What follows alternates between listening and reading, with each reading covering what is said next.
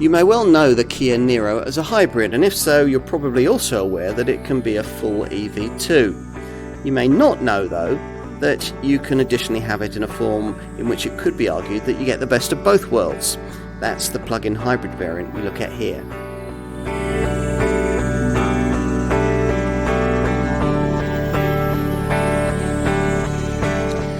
If you're set on electrification for your next family hatchback or small SUV, it's hard to make the right decision on which approach is best. If you've rightly rejected mild hybrid power plants as being more hype than substance, that leaves you with full hybrid, plug-in hybrid or full EV options. And trying different cars with these different approaches might understandably merely leave you somewhat confused. It'd be a lot easier, wouldn't it, if the same design from the same brand offered all three options and you could try them back to back, uninfluenced by other factors. The Kia Niro allows you to do just that. We're now in this model's second generation, and in this form it's a good deal more sassy than the somewhat conservative original. Currently, most Niro customers go straight for either the hybrid or the EV versions without looking properly at the PHEV model we're considering here. Is that a mistake? Well, let's see.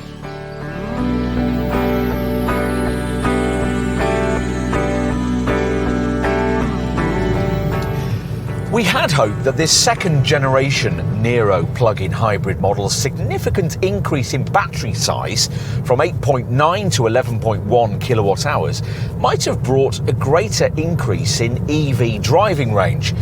In the event, if you select the provided EV button for all electric motoring, you'll find that it's risen to around 40 miles with this second generation model, up from around 36 with the last versions of its predecessor. As before, you get a more powerful electric motor than the one in the ordinary Niro hybrid.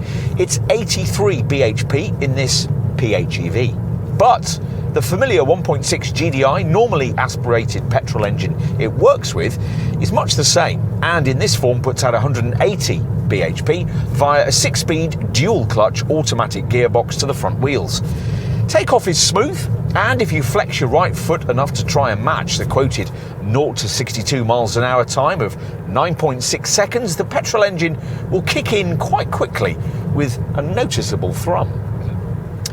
Best to relax the throttle a bit and go with the flow. It's certainly not worth regularly using the provided sport mode, which brings heavier steering and wakes the petrol engine up a bit earlier. The sport setting also changes the functionality of the steering wheel mounted paddle shifters, which aren't fitted here because annoyingly you don't get them with this test car's base 2-spec level of trim. Where fitted, the paddles are usually used to allow you to switch brake regeneration modes. In sport, they become gear shift paddles. In town, when you're merely using the e-motor, this Niro feels pleasantly smooth and refined, and the electric motor masks some of the delay when the 6-speed DCT gearbox is required to kick down. If you're a tower and need some element of proper EV motoring, this PHEV Niro variant makes far more sense than the EV version because towing capacity rises from 750 to 1,300 kilograms.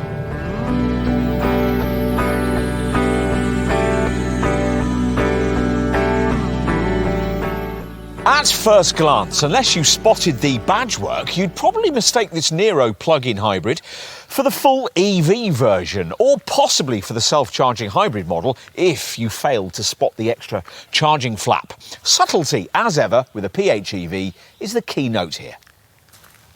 But it isn't the keynote of this second-generation Niro model's styling, which is a good deal more extrovert than that of its rather dull-looking predecessor, particularly if you avoid this base-trimmed version and stretch instead to top 4 spec, which gains a rather overt coloured blade covering the C-pillar. At 4,420mm long, 1,825 wide and up to 1,570 high, the clean sheet redesign of this Mark II Niro is formulated on Kia's third generation K3 platform.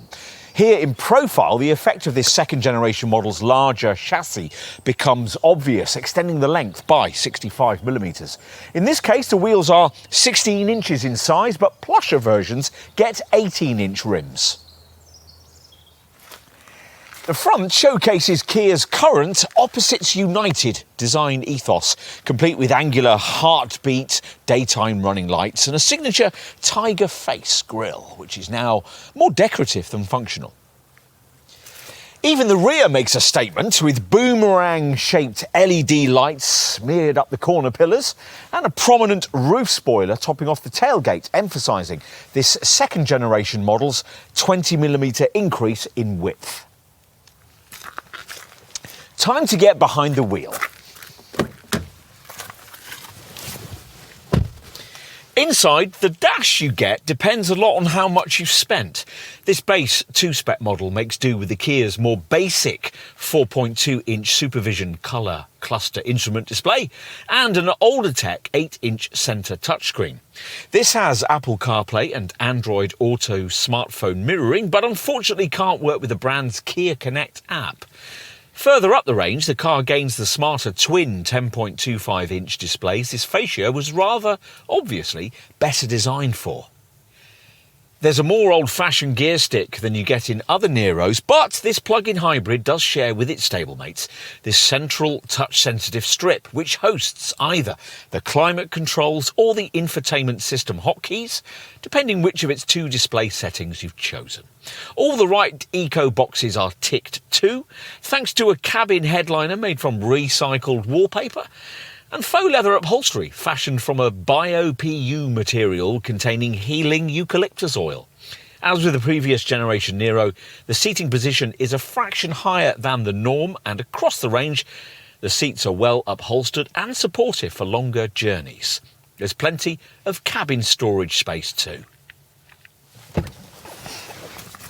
Right, let's take a look in the back.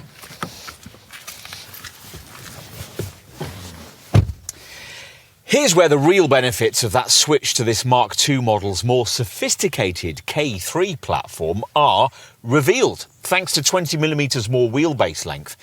There's space in the rear for a couple of 6-footers. It feels almost EV-like, with more legroom than you'd get in any other class rival. Headroom's good too, and will be even with a sunroof fitted. Plus, the centre transmission tunnel's not too prominent, so if you had to fit 3 adults in the back here for a short trip, it'd probably be easier than would be in the case with most cars in this class.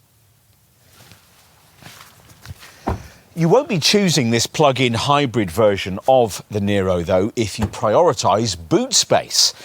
Because of the placement of the drive system battery beneath the cargo area floor, that falls to just 348 litres here, down from the 451 litres you'd get in the HEV hybrid and the 495 litre capacity of the Niro EV, which makes it all the more annoying that Kia hasn't fitted either a ski hatch or a 40-20-40 split rear bench, so you can't push longer items through between a couple of rear-seated passengers.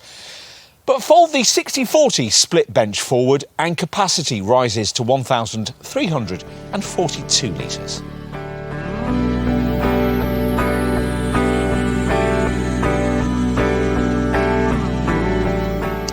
Prices for the Niro plug-in hybrid started at just over £33,500 at the time of this test in autumn 2022, which gets you this entry-level 2-spec version. You'll need over £36,000 for mid-range 3-spec and over £39,000 for the top-spec 4 version. These figures represent a premium of around £6,000 over a non-plug-in Niro hybrid, but you're looking at a saving of around £3,000 over an equivalently spec'd full electric Niro EV. Direct rivals priced and sized against this PHEV Niro include the Renault Captur E-Tech plug-in hybrid, the MG HS plug-in, the Jeep Renegade 4xe, the Kia Exceed PHEV, and the Mini Countryman PHEV Cooper SE, all 4. Spend more and you could also consider the Mercedes GLA 250e, the BMW X1 xDrive 25e, the Volvo XC40 Recharge plug-in hybrid, or the Audi Q3 45 TFSI-E.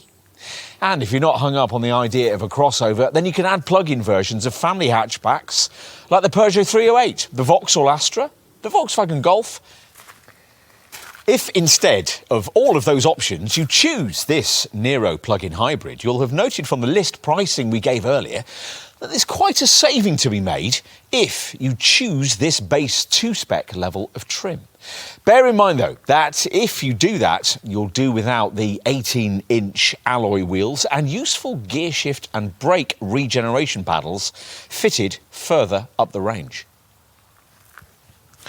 As we mentioned in our design section, with this base 2 spec, you'll also have to accept a considerably lower standard of MediaTek with an 8-inch centre screen that can't be paired with the useful Kia Connect app.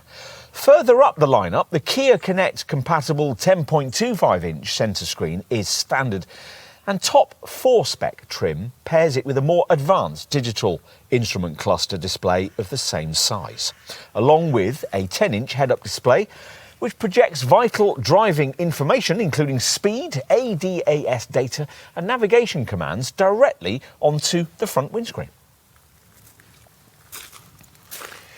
All versions of this Niro get automatic LED headlights, LED daytime running lights and tail light clusters, a rear spoiler, roof rails, skid plates front and rear solar glass, electrically heated door mirrors, rear parking sensors and a reversing camera. Plus, you get smart cruise control with stop and go functionality.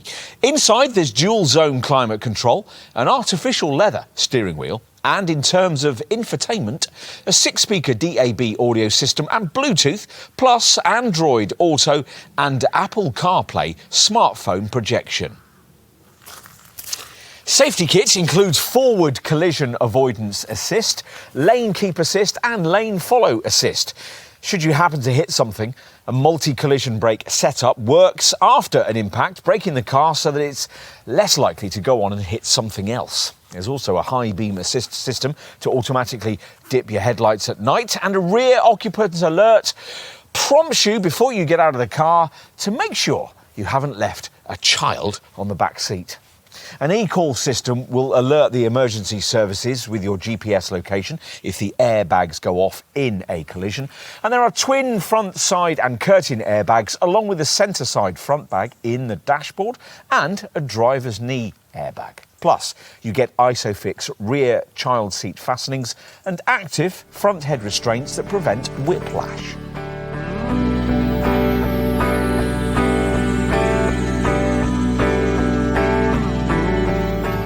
We gave you the battery range figure for this PHEV model in our driving experience section, around 40 miles. More than enough for a driver to complete the average daily commute in the UK. Topping up the Niro PHEV's 11.1 kilowatt-hour lithium-ion polymer battery to full takes 2 hours 55 minutes using a 3.3 kilowatt garage wall box. The official pie-in-the-sky combined consumption fuel figure is 353.1 mpg, and the CO2 reading is between 18 and 22 grams per kilometre, the latter removing the need for initial VED road tax payments. You can proactively improve efficiency by making good use of the car's provided screen tech. A PHEV section on the centre monitor connects you through to a screen with 4 sections. Energy information, giving your battery charge percentage. Charge management for setting charging times. Eco driving, showing you engine and motor use, plus your economy history. And energy flow, so you can see what's being powered by what in real time. A smaller version of that energy flow meter can be shown in the instrument cluster, where you can also alter smart brake energy recuperation via a selectable eco vehicle screen. This Niro plug-in hybrid debuted Hyundai Motor Group's very first 5.5 kilowatt-hour high-volt positive temperature coefficient, or PTC heater, for plug-in hybrid models, extending the electric driving range in cooler conditions. The self-regulated ceramic elements provide cabin heating to complement the vehicle's heating core and ensure a continuous flow of warm air. There's more clever efficiency tech too. An intelligent green zone drive mode selectable in the same eco-vehicle section automates the drivetrain's use of electric power by taking location guidance from the navigation system and either driving pattern learning or manual driver input. Built-up areas or roads nearby schools and hospitals are designated within the GPS mapping as green zones, and upon entering them, the Niro will automatically switch to electric-only driving to reduce exhaust emissions.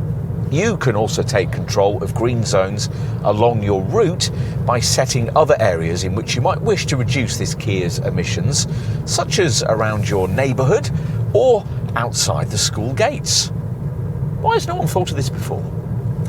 Servicing is every 10,000 miles, and should those mileages not be achieved, then servicing is still required annually. And as usual with a Kia, you can budget ahead with prepaid servicing plans, courtesy of the brand's Care 3 package that offers a fixed price deal covering your first 3 garage visits, a package that can be extended to include 5 visits if you go for the upgraded Care 3 Plus option. In addition, a customer can now purchase services up to and including the 7th one, so matching the full length of the warranty. You'll also want to know about likely depreciation with a volume brand badge crossover of this kind of price. Well, that's reasonably class competitive. Industry experts reckon that after 3 years and 36,000 miles, the Niro plug-in hybrid model we're trying here would still be worth 56% of its original value, which is very class competitive. Insurance is Group 23A or 24A for top spec 4 trim.